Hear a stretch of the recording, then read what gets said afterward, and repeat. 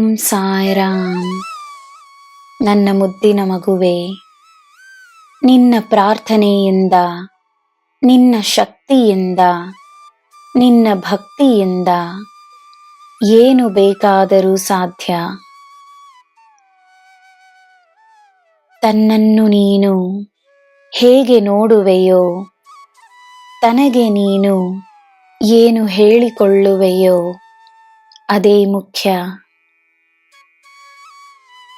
ತನ್ನ ಶಕ್ತಿಯನ್ನು ನೀನು ಅರಿಯದಿದ್ದರೂ ತಾನು ಶಕ್ತಿಶಾಲಿ ಎಂದು ಸದಾ ನಂಬು.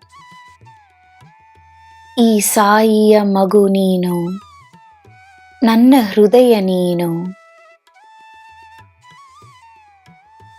ನಿನ್ನ ಪೂರ್ವಜರು ತಮ್ಮ ಪ್ರಾರ್ಥನೆಗಳನ್ನು ಮಾಡುತ್ತಿದ್ದಾರೆ.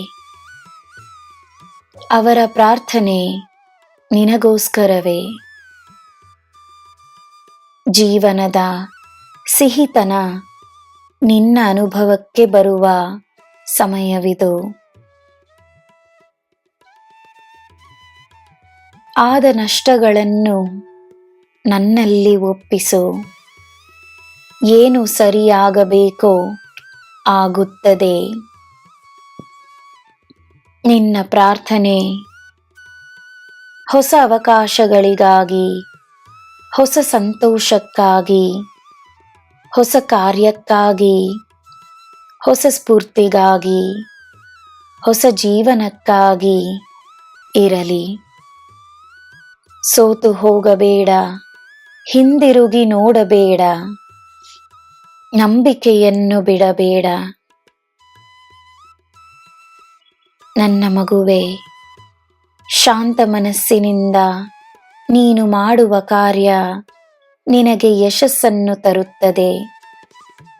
ಶಾಂತ ಮನಸ್ಸಿನಿಂದ ನೀನು ಮಾಡುವ ಪ್ರಾರ್ಥನೆ ನಿನಗೆ ಒಳ್ಳೆಯ ಪರಿಣಾಮವನ್ನು ನೀಡುತ್ತದೆ.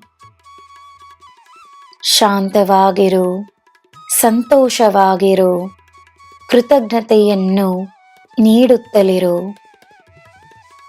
ದೇವರ ಆಶೀರ್ವಾದ ನಿನ್ನ ಮೇಲೆ ಸದಾ ಇರುತ್ತದೆ.